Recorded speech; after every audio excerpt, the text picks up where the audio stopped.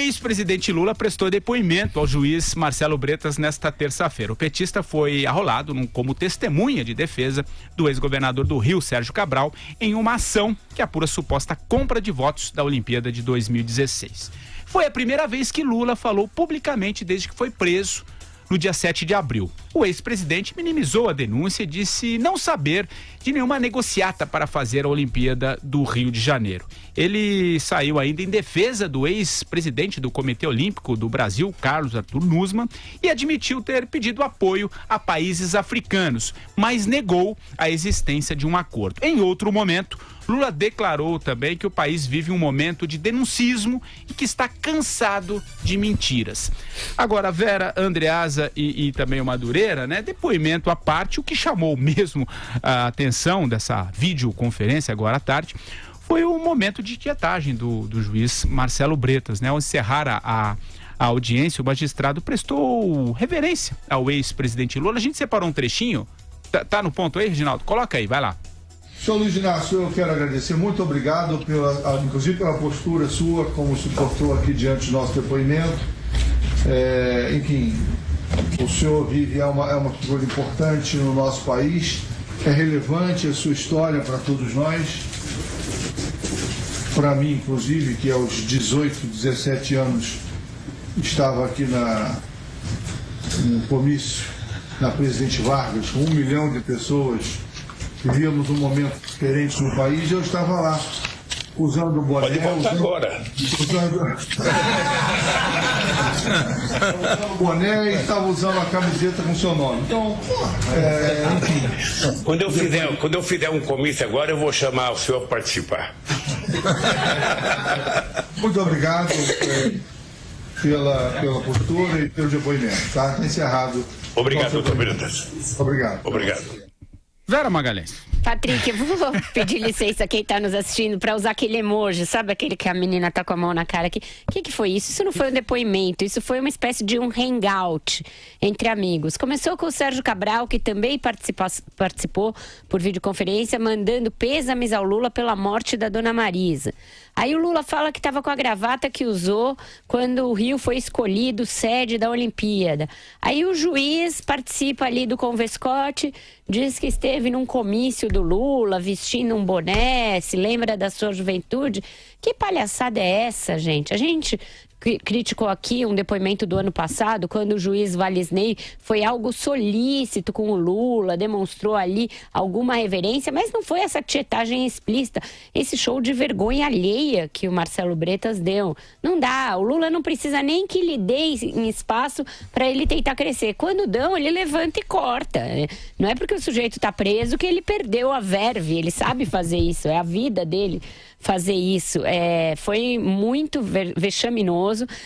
Lembrar que ele estava lá como testemunha de defesa de um multicondenado, que é o Sérgio Cabral, que aproveitou também para ter o seu momento de humanidade e trocar gentilezas com um amigo, matar as saudades, cada um preso num lugar, não estão podendo se falar com frequência pelo fato de estarem presos. E o Marcelo Bretas ainda aproveitou para dar um recadinho para o Sérgio Cabral no final, disse: olha, autorizei aí que a dona Adriana Anselmo vai visitar o senhor, tal. Quando os dois estavam lá trocando aquelas amabilidades, o Bretas falou: não fala mal de mim que eu tô ouvindo. É como você tá numa videoconferência com os seus brothers, seus parças.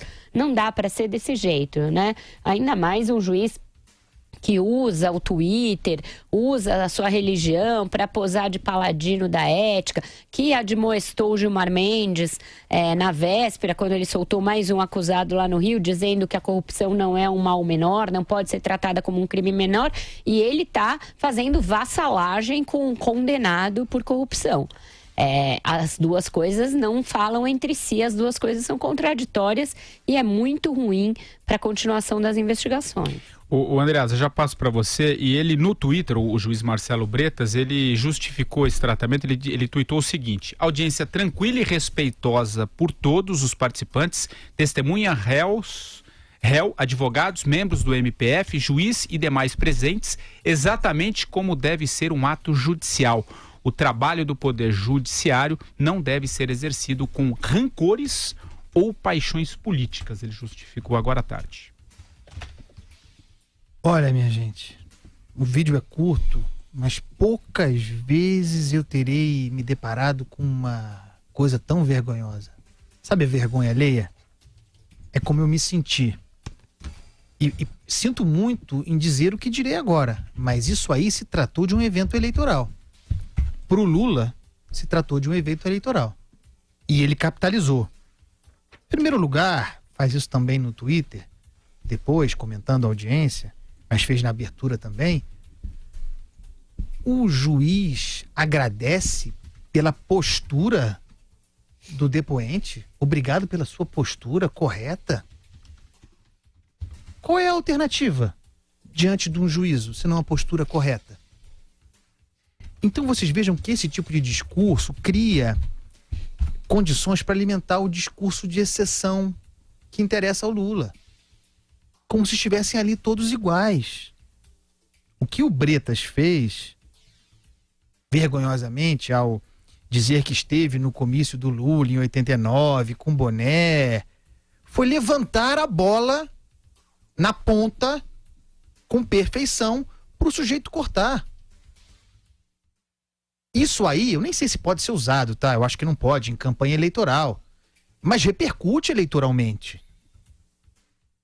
E é claro, alguém tem dúvida? Quando eu vi o vídeo e vi essa levantada de bola do Bretas, sobre ter estado presente no comício, eu na hora sabia o que o Lula ia dizer em seguida. Era óbvio que o Lula ia fazer aquilo. Convidar o Bretas a participar de um próximo comício. E o que o Bretas, porque sabe que fez lambança, o que o Bretas tinha que ter feito ali imediatamente. Dito, senhor Lula, o senhor entendeu mal a minha referência aqui. E se retratado, pedindo desculpa. Outro dia no Supremo Tribunal Federal também, tratando do habeas corpus do Lula. Faz tempo que a gente não fala do Supremo aqui, hein? Tem uma coisa estranha, hein? Alguma coisa acontece. Tratando do caso do Lula, do habeas corpus do Lula, o Barroso também, na hora de dar seu voto, fez uma pequena peroração, dizendo, realmente é um momento muito difícil, não pensem que eu me sinto confortável em votar contra o Lula. Que é isso? O que tá acontecendo no Brasil? Você ter preso, condenado. É testemunha. É claro que ele tem que estar com essa postura. Então, parabéns. A gente reclama que o Lula, os petistas reclamam que o Lula não consegue se expressar, não consegue fazer campanha, tá preso. Tá aí, ó. Presente do Bretas. Vocês não vão agradecer não, pessoal? E ele ainda estava com a gravata presidencial, então parecia realmente que ele estava em rede nacional, né?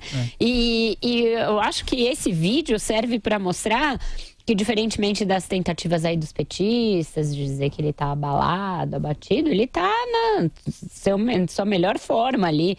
Tá como se estivesse num spa na prisão, né? Não preso. O juiz não contribui em nada para isso. Ele estava lá para servir de testemunha de defesa de um condenado. Caberia ao juiz fazer as perguntas para que ele dissesse algo a favor do Sérgio Cabral e confirmasse isso, né? Fizesse um depoimento crível. Mas não, foi só oba-oba pra lá e pra cá esse depoimento. Então, aliás, vamos falar um pouquinho rapidamente do depoimento. Ele disse também, viu, Vera e Andreasa, que o país vive um momento de denuncismo e que está cansado de mentiras. Essa foi a primeira declaração dele nessa declaração, foi a primeira declaração pública nessa audiência de hoje.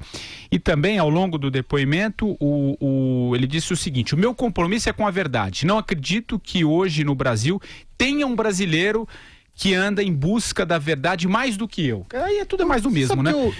Sabe que eu concordo com ele? Desculpa te interromper, eu concordo com ele. Por quê? Eu também não aguento mais mentira.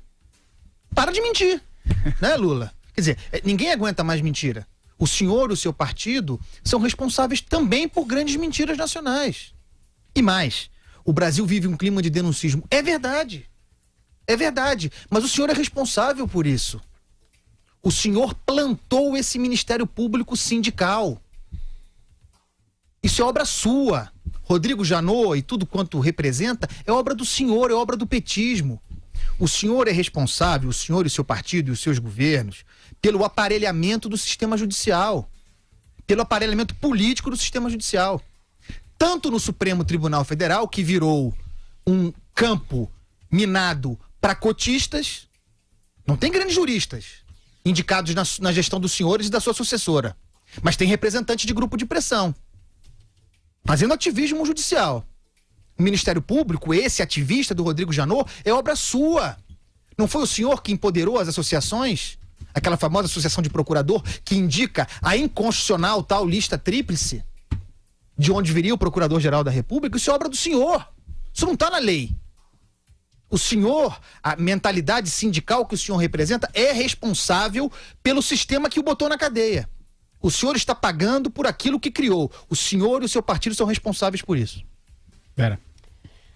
Não acho exatamente que ele está pagando por aquilo que criou, ele está pagando por aquilo que ele fez, né? Por aquele esquema que ele armou na Petrobras, etc. Eu acho que neste ponto o Ministério Público e o Judiciário mostraram uma boa dose de independência e de institucionalidade, porque fizeram a investigação que fizeram ainda sob o governo do PT. Então mostraram independência em relação ao governo, em relação ao partido.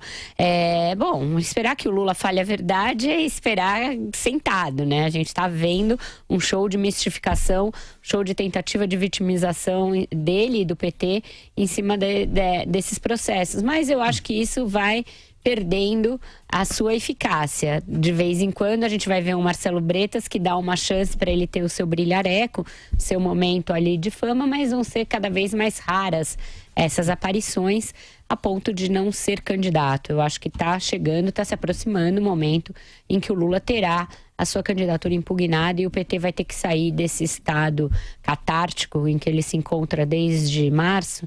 Foi em março já que ele foi, em abril que ele foi preso, né? 7 de abril. 7 de abril, já vai fazer outro aniversário amanhã, depois de amanhã. Então vai ter que sair desse estado catártico e escolher um candidato. E aí acho que a gente vai deixar de ter notícias diárias do cárcere do Lula. Agora tem uma novidade aí, Patrick Santos. O Lula agora vai pedir para ser testemunha. De todo mundo, tem uma testemunhazinha aí pra eu fazer? Me escala aí, me chama que eu tô topando. Porque encontrou um palanque. Nossa. Isso que aconteceu hoje foi vergonhoso palanque montado nas costas do Poder Judiciário.